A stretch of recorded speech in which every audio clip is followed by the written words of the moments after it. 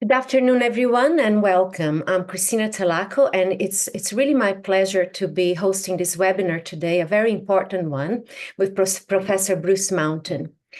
So before we dive in, as I normally do, I'd like to acknowledge the traditional custodians of the land where I'm calling from, the Gadigal people of the Eora Nation, and I'll pay my respects to their elders, past and present. So today, I'm very pleased to introduce to you our guest, Professor Bruce Mountain. He's the director of the Victoria Energy Policy Centre, and Bruce has done some really important research into the energy challenges that we're facing. So I think you will find this webinar both timely and practical. We're facing a lot of issues with distribution of energy, especially bringing more renewables in the grid. There's a lot of issues with curtailment at the moment, issues with acceptance by farmers and regional communities in terms of social license for big projects. And Bruce has really put together an extensive research in a paper that he will be showing us very soon through a PowerPoint presentation, in which he's going to talk about reducing costs of distribution and actually assisting business to maintain very good ways of bringing power into their own hands in terms of costs, in terms of also reliance. So I don't want to take too long with my intro because I want Bruce to first show us some slides and go through them. And I do hope that all of you will be asking questions on the Q&A box. Please don't use the chat box. We're only going to be looking at the Q&A box during his presentation. And we'll do the best we can to be able to answer all your questions after his presentation. We'll make this interactive. And if Bruce doesn't have time to answer these questions, I'll make sure that he perhaps can send you via email through your registration. We had your email addresses, the questions that you're asking. So Bruce, without further ado, I'd like for you to introduce yourself and talk a little bit about the background on this paper and research that C4C got behind, and then start your presentation. Super. Thank you, Chris. And thank you very much to C4C and to you for organizing the seminar and the function. I'm very pleased to have the opportunity to speak about this. Just by way of context, I'm the head of the VPC. We're an energy policy research center focused on issues that arise in the energy transition, as we have been for the last 8 years. And I'm speaking to you from Melbourne. The context to this policy proposal, and it's been a great deal of work over many months, is seeing the energy transition struggling with social license issues in particular, that I think are, as a consequence of focusing very greatly on very high capacity transmission, mainly interconnection, which is battling, and distant wind and solar farms. It's clear we'll need large-scale electricity production from wind and solar, but there's a great untapped opportunity to expand battery-backed solar for export to the grid on the factory roofs that we have in all our cities and towns, and indeed even in our villages. And so working out whether that would be a good idea was the essence of the work. And that's what I'm going to take you through. I'm going to try to get through my slide pack quite quickly. A lot of it is terrifically complex and detailed, and I'd be quite pleased to speak to any of you that are interested in it bilaterally afterwards. But get through my slide pack quite quickly, drawing out the main economic and policy ideas in it, and then open it up for discussion. I often find that's a most useful time is to talk about the issues arising. So I've spoken about why this paper. I'm going to briefly take you through some facts and figures on rooftop solar debate, rooftop solar that we've built certainly over the last 10 or 15 years. We're now the highest per capita rooftop solar in the world, as many know. What's been involved in that. Then I'll go to the economic question of C&I solar or large factory solar, not just large, but also small solar, but not the household sector. Do we need policy to make it happen? What those policy options might be. Then I'm going to discuss some of the issues arising and then very briefly implementation and next steps. So why this paper? I have already spoken about this, and the questions arising is, can grid-focused battery-backed solar on businesses' premises be part of the solution? That's my question. And if so, do we need policy? Would such policy be in the public interest? In other words, is it money well spent? And what would that policy look like? So rooftop solar to date, right-hand chart is the size of power capacity of rooftop solar, 23 gigawatts roughly by the end of 2023. To get a sense of that, average demand in the electricity market is 25 gigawatts. Of course, rooftop solar doesn't produce all the time, but potentially, if it was all operating at the same time, could meet the total market demand. And in terms of energy production, the left-hand panel, you can see rooftop solar is now, which is the yellow bars, now roughly the same as wind in our clean energy production as a portion of the total.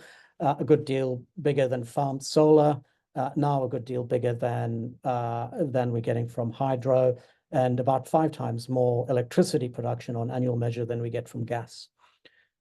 Rooftop solar is, of course, a big part of the daytime supply when the sun is shining, and here are 4 charts that have electricity production by source over hours of the day. Orange is rooftop solar. You can see how big it is in the different states. South Australia sticks out as on typical average measure, which is what these figures are, half the electricity in the middle of the day coming from rooftop solar, much less so in other states, but that's the picture. There's, of course, a big disparity between the most sunny and the least sunny days. So in the left-hand bar chart, South Australia, I've looked at the 7 sunniest days in 2023, what the energy mix is, and you can see rooftop solar in the middle of the day was about 80% on average of the sunniest days. The red bars you can see at the bottom are exports. So South Australia on those very sunny days was exporting. And then I looked at the least sunny days, and you can see rooftop solar is a much tinier proportion of the total. Wind not getting crowded out by the rooftop solar on the least sunny days.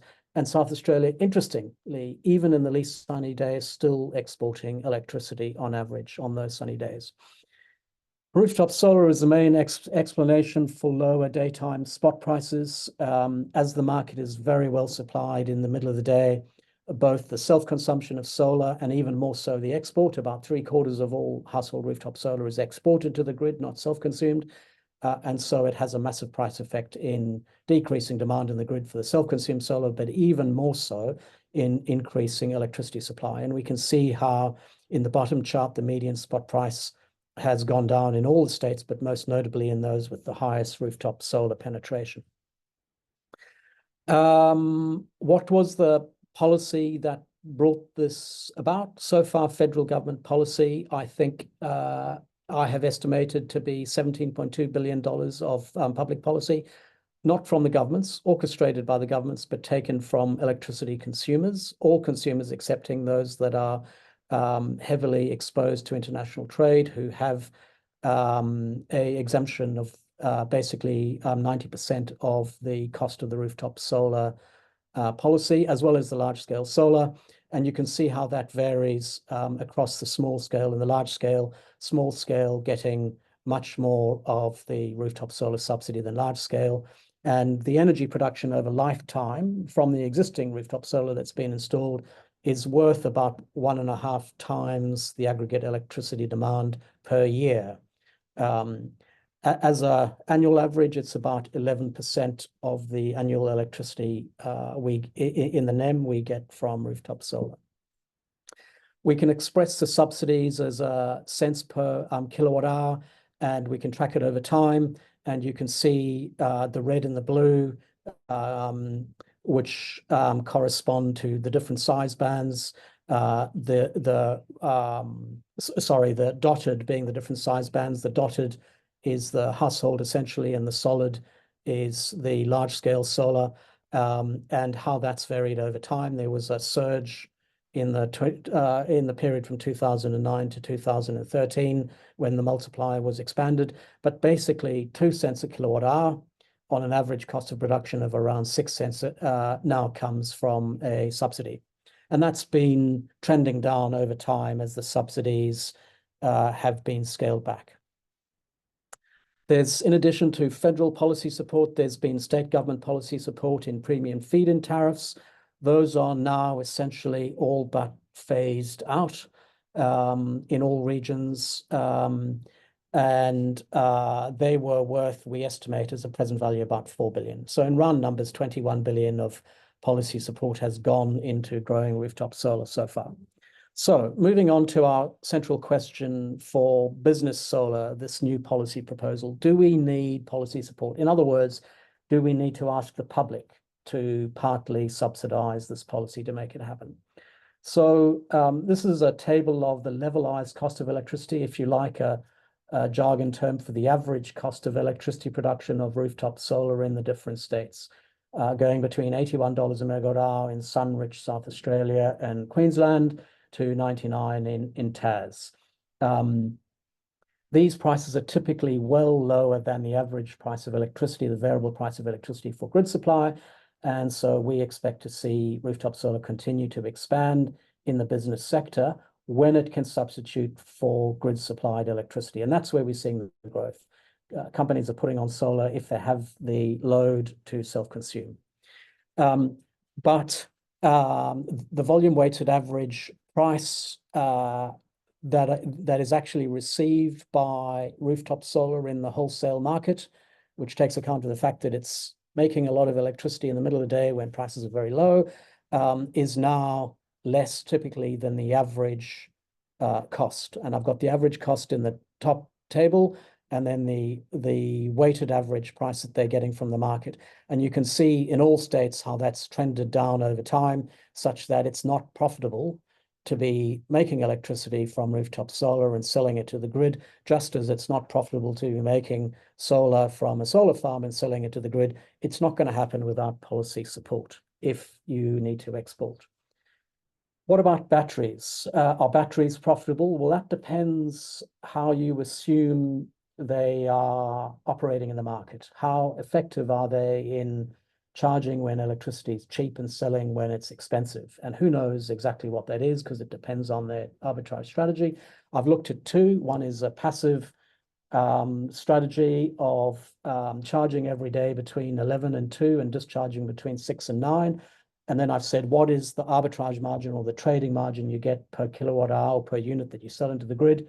And that's the first row of numbers, ranging between 112 or it's actually 107 in New South up to 191 in Queensland, average for the last 4 years. If, on the other hand, we say these batteries are operated so that they find the cheapest prices in every day and they discharge once every day, and they find the most expensive prices to discharge every day, so they charge the cheapest and they discharge, what would be the arbitrage margin? And that's the second row of numbers.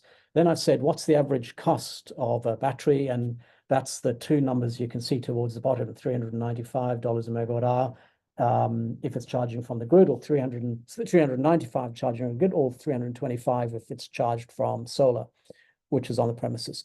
And those numbers are well above a passive trading strategy. They are not even above a perfect arbitrage strategy, certainly for Victoria.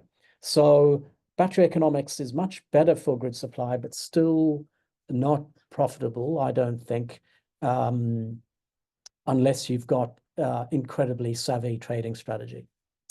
So the central takeaway from that is business power. My proposal for battery-backed solar oriented towards grid supply as a substitute for large-scale wind and solar will not happen without policy support.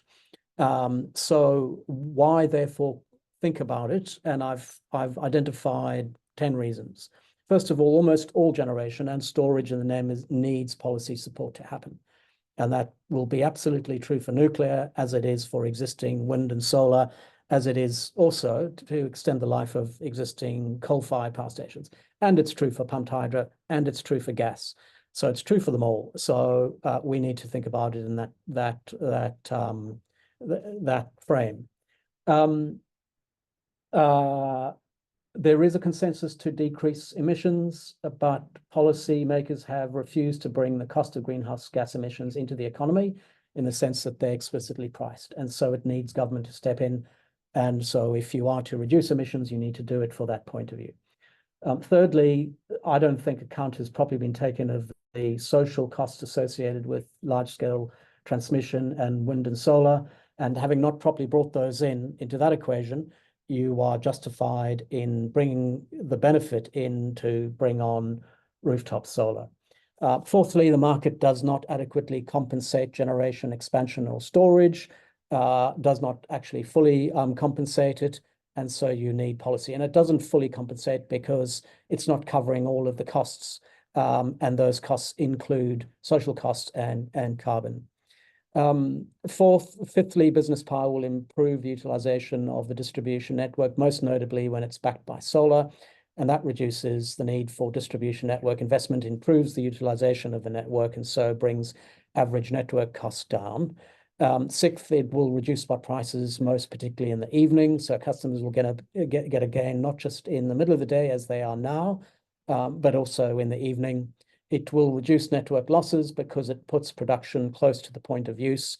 There's some value capture in the scheme that we have, or rather in the set of prices in the market now, but not full. And so policies just policy ought to actually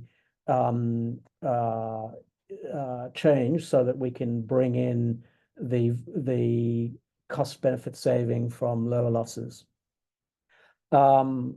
Eighthly, we will reduce the loss of solar on feeders by introducing storage. Obviously, we need to introduce storage as part of that. That means that we're not wasting the electricity that exists because of feeder limitations. It can potentially create a co-benefit when co-located with EV chargers at point of work.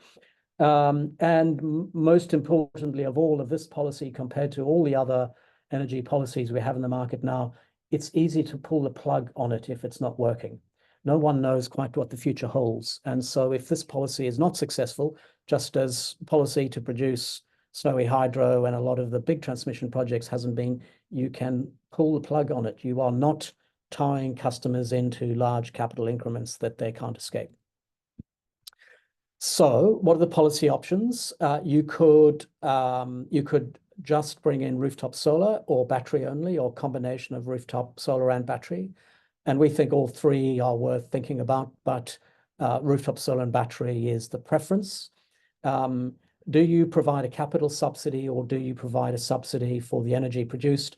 We think energy production subsidy is better because it provides incentives to ensure quality installations and that they'll be operated and run over time in a way that's in the interests of the market.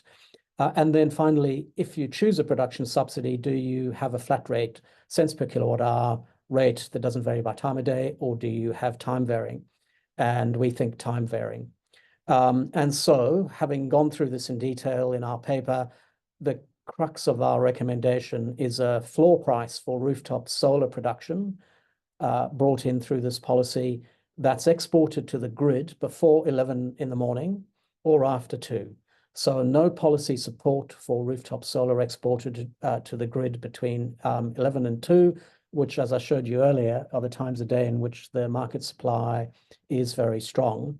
And then in addition to that, policy support for rooftop solar exports to the grid outside of the peak period, an incentive to discharge batteries to the grid between 6 and 9 p.m. when market demands are high and battery discharge is likely to be valuable. So we examine 3 possible schemes, as I said, PV only, battery only, or rooftop solar plus battery. We evaluate the policy, considering the net present value of the policy to investors and owners. We work out policy support as a percentage of revenues. So how much of the revenue from our battery-backed solar will come from policy support? How much will come as a proportion of cost? And finally, what's the implied greenhouse gas cost of it? What is the avoided greenhouse gases worth? That to us is the most important policy objective. All of this, the reason we're talking about this is seeking mechanisms to reduce greenhouse gases, and we ought to be doing that at the lowest possible cost. So of all the metrics that we think are most important, that's the one at the top of our list. I've got charts or tables here that evaluate PV-only policy support, considering different levels of that policy support, no floor, $100 a megawatt hour, 130 or 150, and then those various metrics of average sales price, what you expect to get from that with the different floors, the present value of the policy support as a portion of revenue cost, and then the carbon price of that. I'm going to, in the interest of time, only focus on the bottom table of numbers, the implied carbon abatement value of this policy. And you can see if the floor is $100 a megawatt hour for solar export before 11 and after 2, the implied abatement cost ranges between $27 per megawatt hour in Tas and 43 in Queensland. If you upped your floor price feed into $150 megawatt hour, you can see it ranges then between 48 and 71.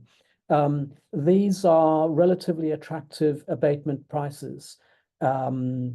It's well below the policy level that's governments have stipulated, or rather that has been worked out as the suitable price of carbon in order to meet their targets.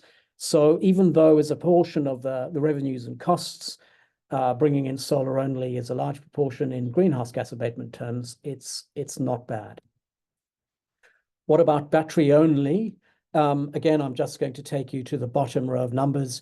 You can see that, sorry, I don't work out the greenhouse gas abatement of battery only because that's very much more complex, but I work it out as a consequence of either the present value of the support or policy support as a portion of the revenue. Looking at floors that range between nothing and $400 a unit exported between the time of 6 and 9 p.m. You can see if you up it to 400, it's NPV positive everywhere. If you take it down to $200 a megawatt hour, it's NPV positive in South Australia and Queensland and pretty much borderline in the other states. That policy support level as a proportion of the revenues of the battery are not huge. And the reason for that is, as I said, battery is the gap on the economic viability of battery is not huge now. It is there, but it's not huge. And because it's not huge, relatively small amounts of policy support as a proportion of revenue make it viable. And so bringing together the battery-backed solar proposal, which is essentially battery storage worth twice as much as the solar production capability. That's the battery-backed solar mix. I've assumed a $200 a megawatt hour battery floor and 100 for the PV floor using the time that I spoke about. And you can see with that combination of the floor prices, the NPV of such a policy would be positive in South Australia and Queensland, borderline in other states, or slightly negative in Tas and Vic. I'm not counting the self-consumption benefits, so this is just on grid exports. As a policy, the cost of the policy as a portion of the total revenue that they would get from the market is between 28% and basically 56%, and as a portion of cost between 27 and 49%. So reasonably significant as a proportion of both revenues and costs, but the implied abatement price is really low. And that's because the combination of these, bringing together the battery and the solar, it's economically viable with relatively limited levels of support, and the greenhouse gas abatement is very attractive. I think these figures are lower than you can get for large-scale battery-backed wind and solar, even excluding the massive transmission cost and social costs associated with making distant wind and solar work. So of all the policy options, this one is at the top of my list in terms of suitable public outcomes for public dollars. So summarizing briefly, the policy yield on this is very attractive. It would be a far greater policy yield, which means construction of new capacity, low or zero carbon capacity, per dollar will give you twice as much bang for buck as the existing large-scale scheme has. And the reason for that is this policy will be, obviously coming at a time when rooftop solar and battery costs are very much lower than they have been so far. And so aggregated up across the industry, policy support yield will be twice as good as the existing policy support yield. What about average costs of our battery-backed solar? Average cost is a measure that's often used in comparing technologies. It's a problematic measure because technologies do different things. You can't easily compare rooftop solar with farm solar, with wind, with nuclear, with coal, because they do different things. So I've done something here by bringing in a battery-backed solar with our combination of storage requirement in the solar, gives you a pretty even daily energy production profile, at least from the morning to the late evening. And that gives you $134 a megawatt hour. By way of comparison, and as I say, it's an imprecise metric, the levelized cost of electricity of open cycle gas turbine ranges between 140 and 240. So it's cheaper than that. And that's for much narrower time period operation than you'd get from open cycle gas turbine. Stanwell Corporation, which has a portfolio of coal and gas and hydro, they say that their average cost of production is $180 a megawatt hour. So it's cheaper than that. And then if we were trying to compare it with large scale wind farm without battery backing, so it doesn't have a much more even output profile. I've looked at the Hills of Gold wind farm, and EA, which is backing that, says the levelized cost of electricity is 110, a bit cheaper, but it doesn't have the firm supply and the large amount of battery backing. Impacts of our policy on electricity prices, it's impossible to be sure. So next time you hear governments claiming that their policies will do such and such for electricity prices, tell them that's nonsense. You simply cannot know. You cannot model these things. It's impossible to know for sure. We can't know for sure, but I can say this is likely to be one of the cheapest sources of new substantially firm supply. It's much more efficient than the existing clean energy policy, and it brings in much higher evening supply where electricity production costs are the highest, and hence where the greatest savings are there to be made. So on balance, I expect that business power policy support is likely to be fully recovered from consumers effectively through price effects in the market. So the net impost on consumers, I think, is likely to be small or zero.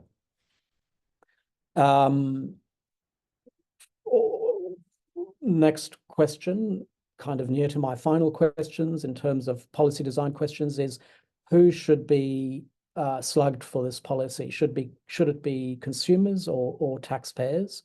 I think there's arguments to put it on consumers. It's a greenhouse gas policy, and on taxpayers, because it's a greenhouse gas policy, and that's a national policy, not just about electricity consumption. There's an argument to be putting it on energy consumers because they benefit from this policy. They get cleaner supply and likely, if not lower prices, then comparable prices. So there's arguments to put it either. I think just like existing policy support, just like the CIS and Snowy support and so on, it will be a bit of both. Finally, how to implement. I envisage administrator, which will collect floor price payments and keep market participants whole, effectively like a CFD operation.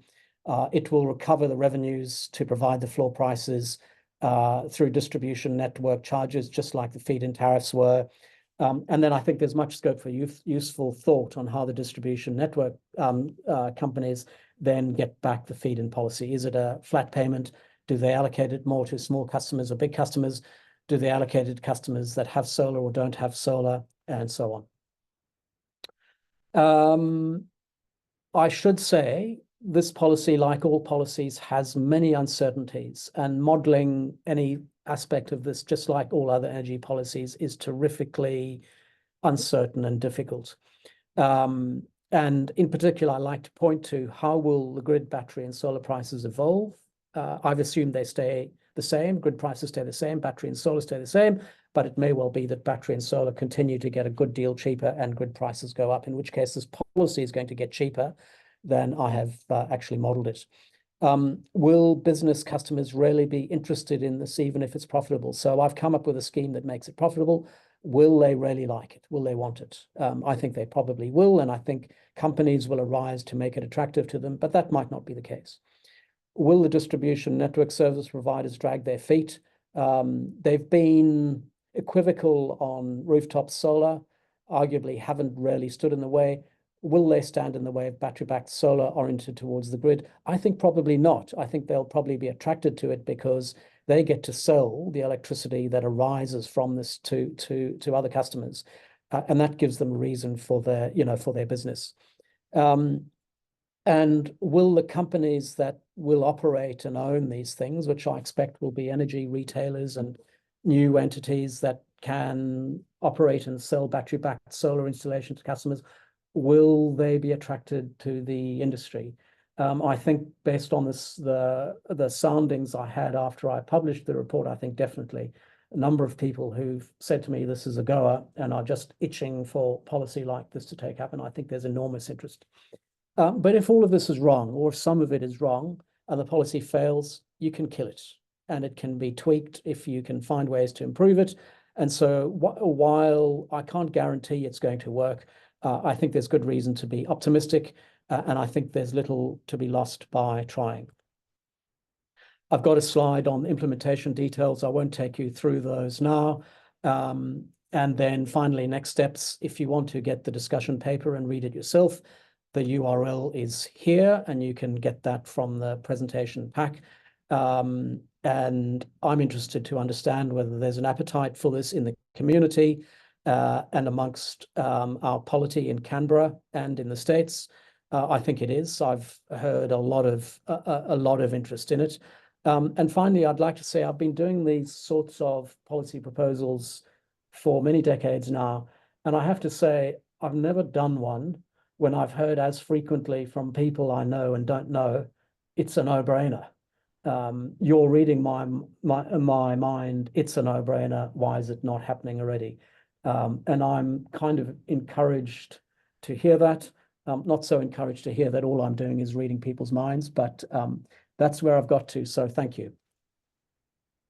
Thanks, Bruce. That was very insightful, and it's very clear in my mind that there's a lot of potential for business, not only to contribute energy to the grid, but also benefit financially. And there's a few questions on the Q&A, but before I go through them, I'll just focus on the businesses themselves. What would be the biggest, and you mentioned a few, but what would be the biggest barriers for businesses to adopt the business power policy or paper that you've written, especially small businesses, business that aren't that familiar with this type of technologies? Where do you see the difficulties for them in adopting this? I don't see any particular difficulty for commercial and industrial or SME participants finding a supplier to make something like this happen for them if they want to do it. The barriers I hear for them have been cash flow, profitability, not our core expertise. We don't want to know about this. We want plug and play. My proposal makes it profitable for investors. It will make it therefore profitable for implementers, businesses to arise, and they exist. There's plenty of businesses innovating in this space and making it happen. As I showed you earlier, the C&I solar market is growing quickly. It makes it profitable for them. They therefore can take propositions to customers to say, you don't need to know about this business. We'll pay you to rent your roof. We'll sell you electricity at a price of X as a consequence. Leave us to get on with it. So I don't see any big implementation difficulties for them. Those that want to do it themselves can, just like households, find an installer, get the apps operated and do it. But I think it'll be a small proportion of businesses want that. The biggest kind of strategic blocker, to the extent it arises, I think will be distribution network providers who might see this as a commercial threat. Now, it's not obvious to me that they will, and I've been very emboldened by the mindset of some, like City Power and PowerCore and UE and Sapin, who've been taken like the duck to water to the solar market, and they've innovated and made it happen. I think many of them will find this policy proposal quite attractive, because even though they'll lose sales to customers that do this, they'll gain from the exports of energy that these customers produce for the market, which they then on-sell. And so I think they'll likely see it as a strategic gain. But some of them are more conservative than others, more strategically conservative. They seek refuge in, regulators and governments to look after them. And I think that might be an impediment, but I'm not sure. Okay. So I'll go to the Q&A box, and there's a few questions here on transmission and distribution. So one of them is, and I'll actually ask you both at the same time, but your comments on whether it might be possible to transmit electricity underground. The other question on distribution is, what kind of upgrades for local distribution networks and the broader grid are necessary to enable this business scale rooftop solar PV and batteries? Okay. So firstly, undergrounding. Just about every new planned residential area or zone CNI will have underground cables. Overhead lines are no longer the typical, at least urban and peri-urban and metropolitan standard. And the proportion of our distribution networks that's undergrounding is increasing over time. So that's done, doable, and expanding. Undergrounding high voltage transmission lines, transmission level lines, is very expensive.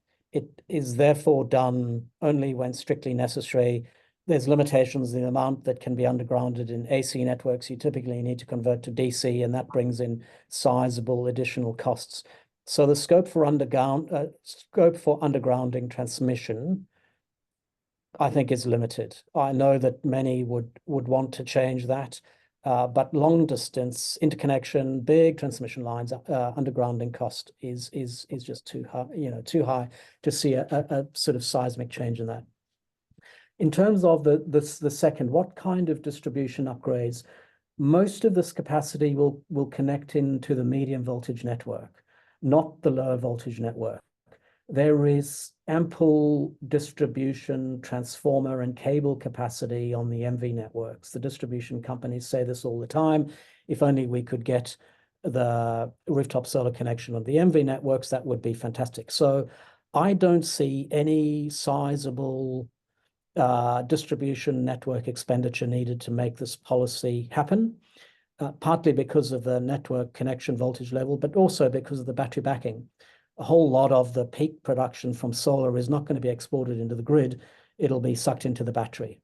And so there's not going to be large incremental peak demands into the grid in the middle of the day, where there will be increasing network limitation issues.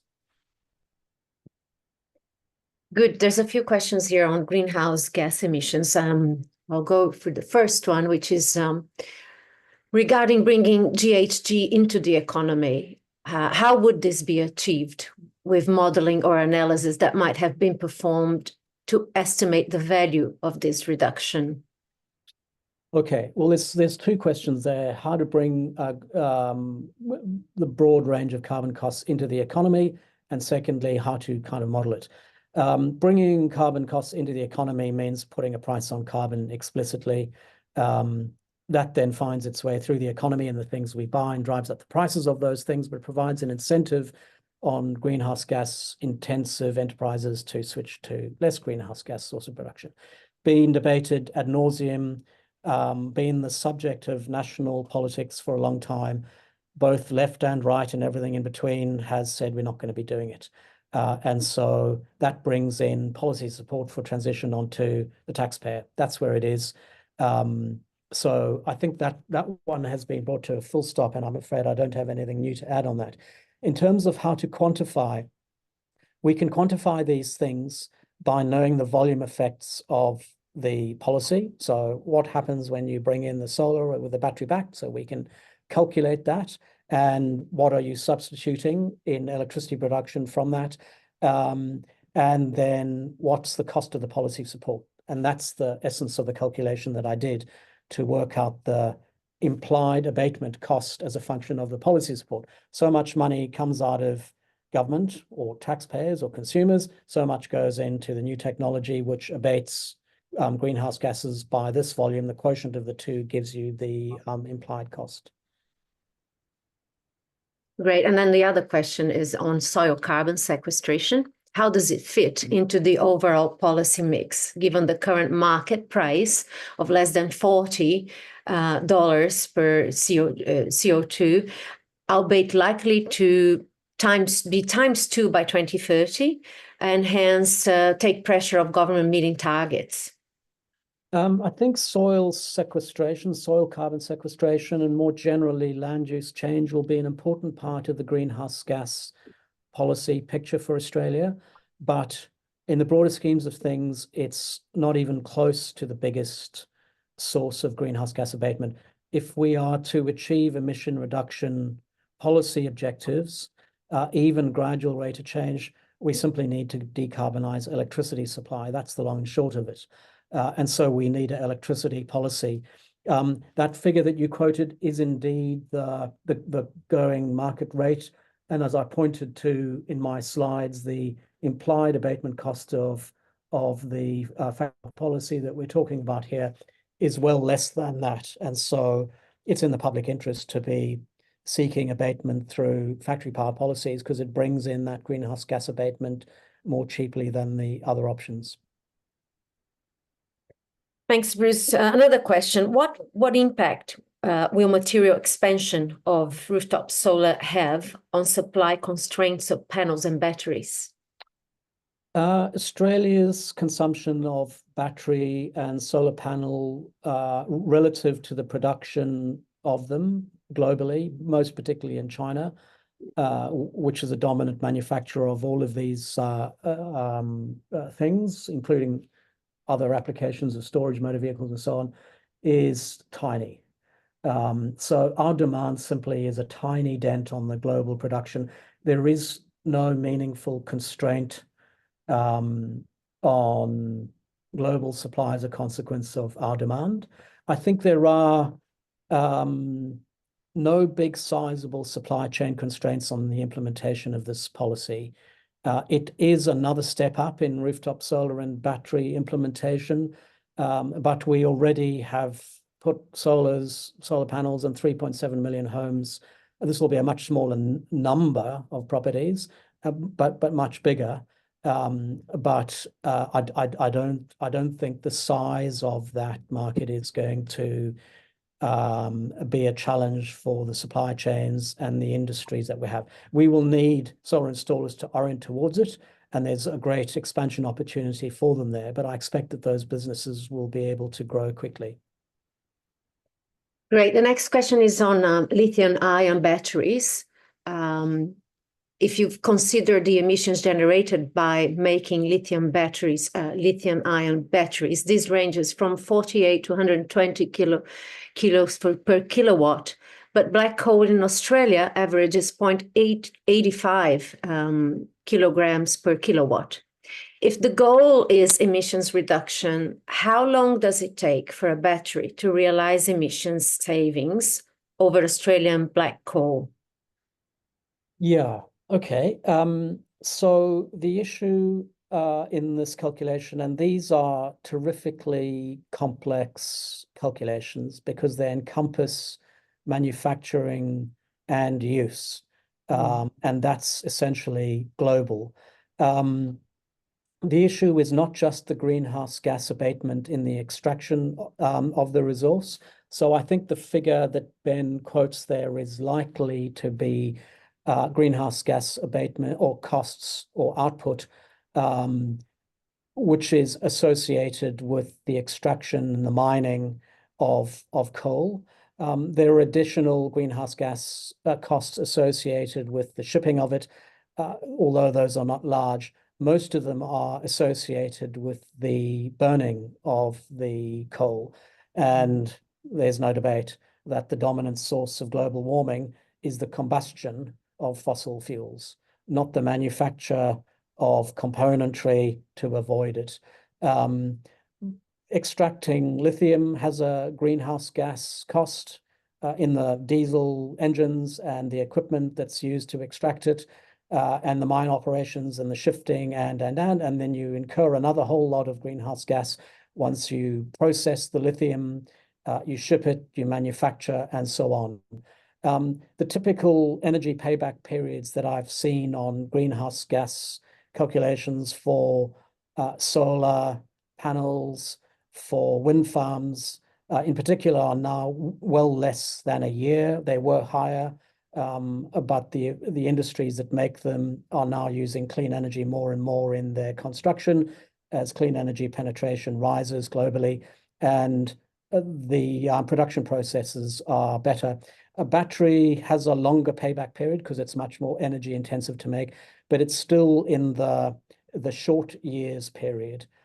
So I just don't think there's any plausible argument to be made that on a greenhouse gas measure basis, it's better to be burning coal than to be making wind turbines or solar panels or batteries as a substitute for them.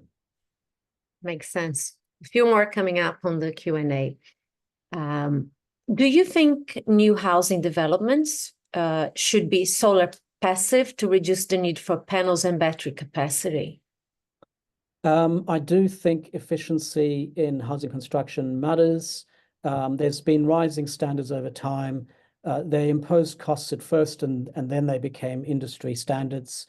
I do think very high standard for housing with current supply chains and building standards turns out to be very expensive, and it may well be cheaper on a greenhouse gas basis not to be going for the highly houses built to a very high standard, because that imposes very large costs. It may well be that some compromise on that is suitable, but I don't see it either or, and I don't think this policy would live or die on the relative efficiency of higher standard homes. Thanks, Bruce. Okay, does pairing solar panels or wind with batteries make it functionally the same as baseload power? Could this be an alternative approach to providing baseload? Yeah, so what is baseload power? It's an engineering economics term to describe essentially thermal generators, whether they were nuclear or coal, who have very large capital outlays and therefore need to be operated for extensive periods to get their economics to work. And in the old engineering economic paradigm, you'd build up your supply with baseload and then mid-merit and then peaking, as it was called. That was the supply side to meet varying demand, and the demand is not baseload. The aggregate demand is not baseload. Some customers want baseload, but aggregate demand isn't baseload. What I've come up with is a pattern of production which is sympathetic to the aggregate demand. So it produces in the morning, although not terribly much, to meet some of the morning peak. It exports to the grid in the afternoon to meet the afternoon peak, and it exports largely in the evening to meet the much higher evening peak, and self-consumption of the balance. That's not baseload, as in the sort of production function that would suit a high capital cost technology like coal or nuclear. But I think it's the wrong question to ask, do we need to build a technology that mimics that?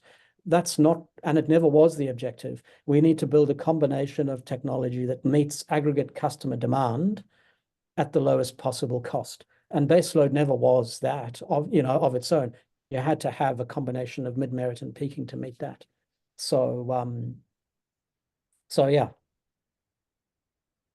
Okay, we've got a few minutes. 2 more questions in the Q&A. why do we not use energy returned on energy invested as key comparable metric to help account for full life cycle cost of producing renewable energy, resource extraction through the end of life, and recycle, reuse, etc.? That's coming from Dean. Rather than LCOE, which is levelized cost of energy, which does not provide the full or total cost, including the externalities like environment and community and so on, being absorbed by society and not by those directly producing or using the electricity? Yeah, that's a good question. The reason energy returned on energy invested is not a widely used policy metric, is it doesn't account for the value. It's a quantity measure alone. Things have value. If a whole lot of energy is consumed to manufacture a good, but that energy is incredibly cheap, who cares? And so you really have to account for the costs and the prices in policy evaluation. And so it's interesting to resource economists and to engineers and to environmentalists to do the OEI, the energy in, energy out measure. It's a quantity measure and you can learn stuff from doing it, but it doesn't cut through in the real world because everyone knows if something's plentiful and if it doesn't impact other people, well, who cares how much of it you use? So you really do need to account for scarcity and prices. On the levelized cost of electricity, I agree. It's not a useless measure. It's just a jargon term for average price. It can encompass externalities, but it's really hard. And you have to assume an operating regime anyway. So it is an imperfect measure, which is why, even though I mentioned it, it's not the gist of the study. Thank you, Bruce. And one last question from the Q&A box. Does baseload assume stable frequency? I don't think it does. I think in some people's minds it does. Let me just briefly talk about frequency. Customers want electricity when they want it. It has to be made freshly to meet their demand. You can store it, and you can store it in fuel, you can store it in water, or you can store it in batteries, and fuel being some kind of fossil fuel typically, but also water. Or you can store it in, some kind of a biomass, some kind of a processed fuel, and also hydrogen and so on. But the scope for storage in it is difficult. And this finding the balance of production and load, changing all the time, what the frequency measures is the relative balance of the two. And only if customers had a base load profile of demand would you associate base load with stable frequency. But customers don't. They have a demand that goes up and down. And in a shared grid, what matters is the aggregate demand. And the aggregate demand goes up and down. And a base load doesn't provide it. It's a combination of the supplies of base load, mid-merit, and peaking in the old money, or increasingly in clean energy, wind and solar variable with weather, backed up by battery and or nuclear as part of the mix, and gas and so on. None of which per se is baseload, other than possibly nuclear. But even that may well, at some point in the future, not operate in a baseload fashion. Good point. Thanks, Bruce. And Michelle is asking, why would solar passive houses be more expensive to build than conventional styles? I think there's a couple of reasons. One is true passive house stuff, the German passive house standard, which means completely self-contained in energy, no external source, requires very extensive insulation and very high fabric efficiency and building enclosure standards. Getting all of that costs money with current building standards and current technology. It may well be that over time that becomes the standard and unit costs decline. But at the moment, just like building a Range Rover costs a great deal more than building a VW Golf because it encompasses much higher standards and a whole range of things that are not commonly done. So a very high standard house with current state of technology, with current state of building standards and knowledge and so on, turns out to be a great deal more expensive. Makes sense. Okay, we've got 2 or 3 minutes to go, and I have a question for you. It's not so much a question, but I'd like you to make some comments on the visible failure of our transmission planning from the government. So how does your policy sort of fit into that failure to really, it seems like a good solution in a way to reduce all the costs with distribution and so on. But as you mentioned, no new policy comes without risks. So Bruce, what do you foresee would be the biggest risks associated with rolling out a policy like this? And how do you see us managing those risks? Okay, three separate questions. The first, I was drawn to all of this by finding a solution that would help to decarbonize electricity at the lowest possible cost in the customer's interests, recognizing that the big ticket policies which Australian governments, both federal and state, have been pursuing are failing. The enormous transmission line driven by interconnection, many large-scale wind and solar that are distant from the customer, that policy is failing. And it's failing because of the enormous pushback from local communities. It's failing because of the enormous cost and the uncertainty. I don't believe that means we need to walk away from the challenge of decarbonizing. I think decarbonizing is important. This is an alternative solution. It's not the whole story, and we can't meet all of our total power demand from it, but we can do it quickly in a way that has low policy cost and can be achieved in the interests of customers for all the reasons that I've basically set out. The risk is battery and solar get more expensive, grid becomes a great deal cheaper, network service providers don't like it, customers, even though it's attractive, don't like it, and so it fails for some or other of those reasons. And policy support turns out to be more expensive than planned. Okay, fine. That's how things work in the real world, and we can all learn from that. New information arises. Can the policy? If you can't fix it, can it?